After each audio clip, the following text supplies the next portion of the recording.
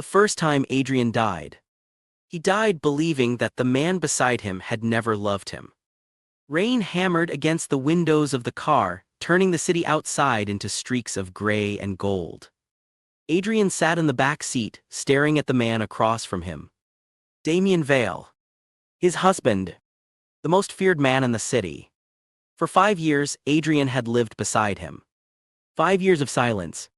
5 years of separate bedrooms, unanswered questions, and conversations that never lasted longer than necessary. Their marriage had never been a choice. Adrian's family had originally promised Damian his older brother, Julian. But Julian refused. So they gave Damian Adrian instead. Adrian had always believed that Damian resented him for it. And then on that rainy night, someone tried to kill them. Damian moved before Adrian even understood what was happening. He pulled Adrian down. The first shot shattered the window. Then another. And another. When the car finally stopped, Adrian looked up. Damian was bleeding. He had taken the bullet meant for him. Adrian grabbed his hand. Why? Damian looked at him. For the first time in 5 years, there was no coldness in his eyes. Only exhaustion. Because you're my husband. Adrian's voice broke. Is that the only reason? Damian smiled. No. Those were his last words. Damian died before sunrise. And Adrian discovered something terrible. The man he had spent 5 years believing was cold had been protecting him the entire time. The expensive gifts Adrian thought were attempts to control him were actually things Damian had chosen because he remembered what Adrian liked. The driver Adrian thought was spying on him had been assigned to protect him. The men Adrian thought were following him had been watching for assassins. And the nights Damian disappeared, he had been dealing with threats Adrian never knew existed. Adrian had misunderstood everything. Then he found the real truth. The assassination had been ordered by someone inside his own family. Someone who wanted Damian's empire. Someone who had spent years convincing Adrian that Damian hated him. His own brother Julian. Adrian stood in the middle of Damian's empty study. A photograph of Damian sat on the desk. Adrian touched it with trembling fingers. I'm sorry. His voice broke. I should have asked. But the room remained silent. And that silence destroyed whatever was left of him. Adrian didn't grieve quietly. He became something his family had never expected. Dangerous. He opened Damian's files. Bank accounts. Names. Photographs. Messages. Every secret Damian had collected over the years. Adrian used them all. His father's businesses collapsed first. Then Julian's network. Then the rival syndicate. One by one, the people responsible lost everything. But revenge didn't bring Damian back. The mansion became quieter every day. Rooms that once belonged to Damian remained untouched. His coat still hung in the wardrobe. His books were still on the shelf. A glass sat beside his bed. Adrian couldn't move any of it. One night he stood alone in their bedroom. He looked at the empty side of the bed. I won. His voice trembled. I destroyed them. He swallowed. So why does it still feel like I lost? There was no answer. And eventually, Adrian stopped wanting one. He closed his eyes and wished he could go back. Just once. Just long enough to tell Damian the truth.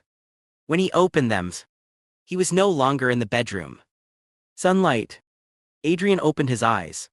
He sat upright. His breathing stopped. The room was familiar. The curtains. The wardrobe. The paintings. He looked toward the calendar. His hands began to shake. 5 years earlier. The day of his arranged marriage. A knock came at the door. A servant entered. Sir, Mr. Vale has arrived. Adrian froze. Damian. Alive. Adrian ran downstairs. There he was. Exactly as Adrian remembered. Black suit. Straight posture. Cold expression. But Adrian knew something now. The coldness had never meant hatred. Damian had loved him. He had simply never said it. Damian looked at him. Are you ready? In his first life, Adrian had lowered his eyes. This time, he walked forward and took Damian's hand. Damian froze. Adrian smiled. Yes. He squeezed his hand. Let's get married. After the wedding, Damian expected Adrian to avoid him. That was what had happened the first time. Instead, Adrian began doing things that confused him. He sat beside Damian at breakfast. He asked about his work.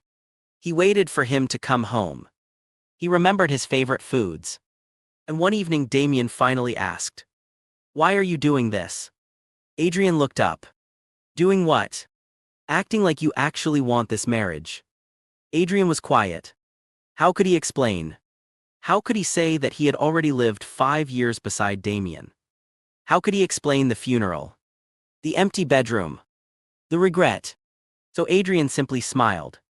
"Maybe I do." Damian looked away. Adrian noticed something. His ears were red.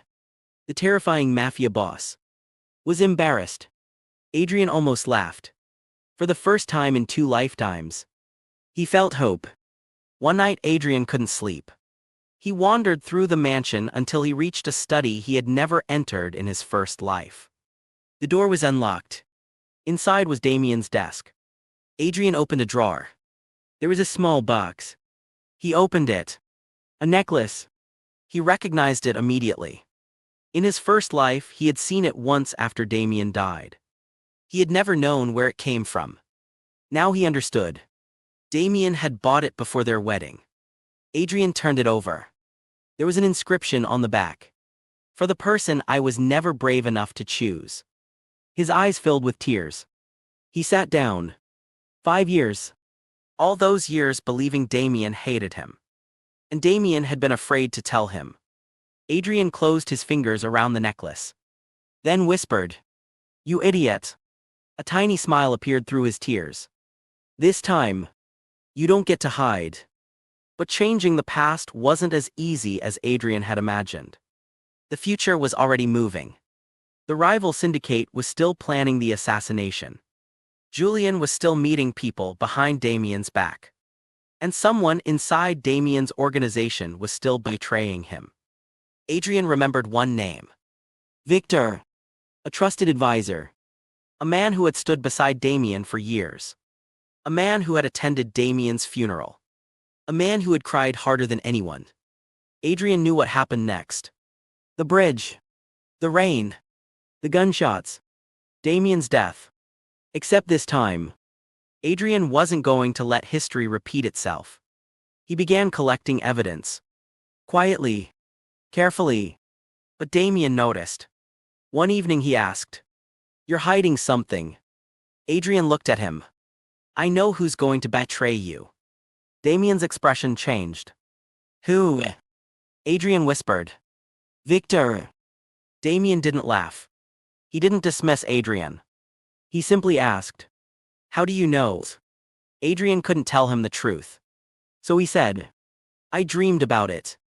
Damian stared at him. "And in this dream," Adrian's eyes filled. "You died." Silence. Damian walked toward him. Adrian expected disbelief. Instead, Damian reached for his hand. "If you believe it." He squeezed his fingers. "Then I'll believe you." Adrian looked at him. "Why?" Damian's answer was quiet. "Because I've spent too long wishing you'd trust me." Not painfully. This time, it broke open. And for the first time, Adrian understood that perhaps this second life wasn't about changing the past. It was about finally saying the things they had both been too afraid to say. The night of the assassination arrived. The bridge looked exactly the same. Rain. Streetlights. Black cars. The same cold wind. Adrian's heart pounded. He remembered dying here. He remembered Damian falling. But this time Damian was ready. The first car appeared. Then another. Victor's men surrounded them. But Damian's people were already waiting. The trap closed. Within minutes, the rival syndicate's plan collapsed. Victor was arrested. Julian was caught trying to escape. And Damian was alive. Adrian stood beneath the rain, unable to move. Damian walked toward him. No blood. No funeral. No empty bedroom. Alive. Adrian reached for him. I thought I lost you. Damian pulled him close. You didn't. Adrian closed his eyes. For the first time, he could hear Damian's heartbeat without fearing that it would stop. Julian was brought before them. Adrian looked at his brother. In his first life, he had destroyed him. This time he wanted answers. Why? Julian looked away. I was supposed to marry Damian. Adrian stared at him. And I thought you stole my future.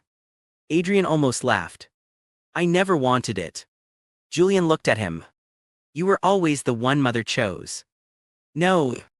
Adrian's voice was quiet. She chose me because I was easier to sacrifice. For the first time, Julian looked ashamed. Their parents had spent years turning two brothers into rivals. Neither had realized they were both being used. Adrian could have destroyed Julian again. He had the power. But he remembered his first life. He remembered what revenge had made him. So he walked away. Not because Julian deserved forgiveness. Because Adrian refused to become that person again. Weeks passed. The rival syndicate collapsed. The evidence became public. Adrian's family lost everything. One evening, Damian found Adrian standing by the window. The necklace was around his neck. Damian looked at it. You found it. You bought it years ago. Yes.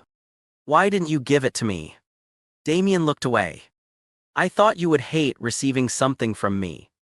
Adrian smiled. You were wronged. I know. Silence. Then Damian spoke. I loved you. Adrian stopped breathing. Damian continued. I loved you before the wedding. I loved you when you wouldn't look at me. I loved you when you slept in another room. And I loved you when you told everyone you didn't care about me. He looked at Adrian. I thought loving you meant giving you enough distance to be happy. Adrian laughed through his tears.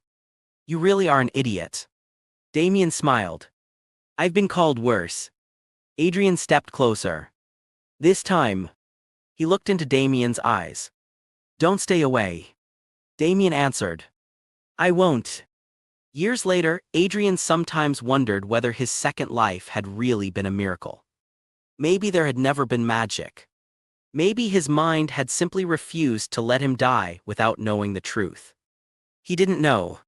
And eventually, he stopped needing to know. Because the important thing wasn't that he had been given another life. It was what he did with it. He stopped mistaking silence for hatred.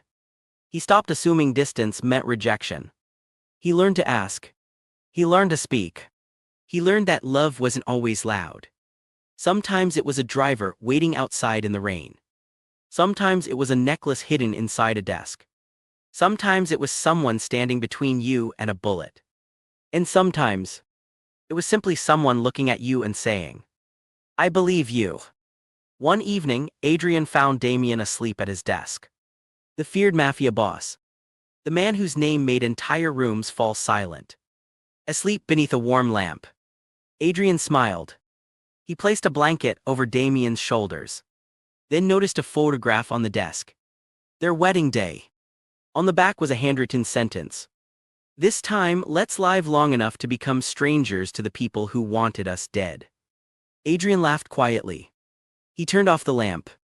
Then paused. The clock on the wall read 8:17. The second hand moved. 8:18. Adrian smiled. Perhaps some clocks don't measure time. Perhaps they measure the moment when someone finally gets a second chance.